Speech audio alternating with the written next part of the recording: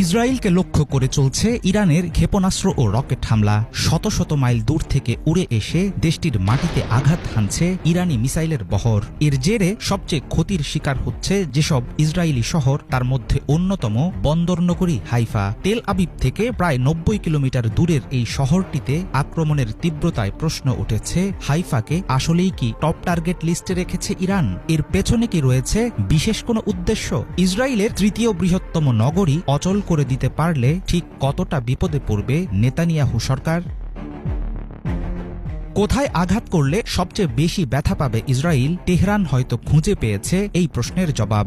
বন্দরনগরী Haifa কেবল একটি শহরই নয়, এটি ইসরায়েলের সবচেয়ে গুরুত্বপূর্ণ বাণিজ্যিক ও সামরিক কেন্দ্রগুলোর একটি। আন্তর্জাতিক সংবাদ মাধ্যম নিউ ইয়র্ক টাইমসের দেয়া তথ্য অনুসারে ইসরায়েলের সবচেয়ে বড় তেল শোধনাগার হাইফাতেই অবস্থিত। এই গভীর সমুদ্র বন্দরের উপর নির্ভরশীল দেশটির মোট সামুদ্রিক বাণিজ্যের অনেক বড় একটি অংশ। যোগাযোগ সুবিধা ও সরকারি সহায়তার কারণে হাইফায় গড়ে উঠেছে নানা রকম রাসায়নিক কারখানা ও জ্বালানি অবকাঠামো। ফলে ইসরায়েলকে কাবু করতে হলে এই নগরী হতে পারে মোক্ষম এক লক্ষ্য।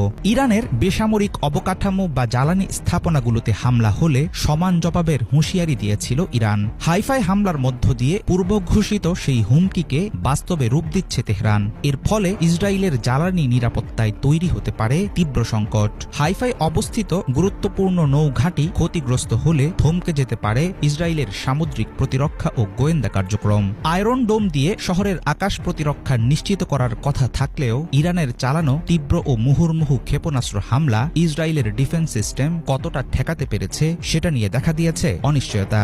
সমুদ্র বন্দরের পাশাপাশি ইসরায়েলের বড় বড় তেল শোধনাগার, রাসায়নিক কারখানা ও গুরুত্বপূর্ণ নৌঘাঁটি সব একই জায়গায় সংযুক্ত। ফলে ইরানের কৌশলগত প্রতিশোধের সবচেয়ে যৌক্তিক লক্ষ্যবস্তু হচ্ছে হাইফা।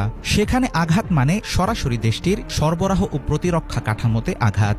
ইসরায়েলের অন্যান্য শহরের মতো হাইফার আকাশও বিশেষ প্রতিরক্ষা ব্যবস্থা দিয়ে সুরক্ষিত, কিন্তু ইরান থেকে ছোড়া ক্রুজ, ব্যালিস্টিক ও হাইপারসোনিকের মতো দূরপাল্লার ক্ষেপণাস্ত্রের বিরুদ্ধে তেমন একটা কাজে আসছে না ইসরায়েলের গর্বের আয়রন ডোম।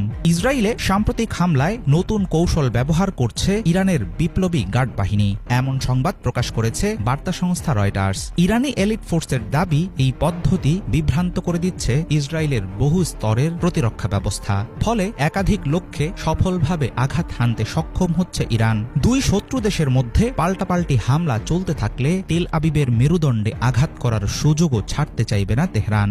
এমন পরিস্থিতিতে ইরানি হামলায় হাইফার মতো গুরুত্বপূর্ণ বন্দর নগরীর স্বাভাবিক কার্যক্রম ব্যাহত হলে ইসরায়েলি অর্থনীতিতে লাগবে বড় ধাক্কা।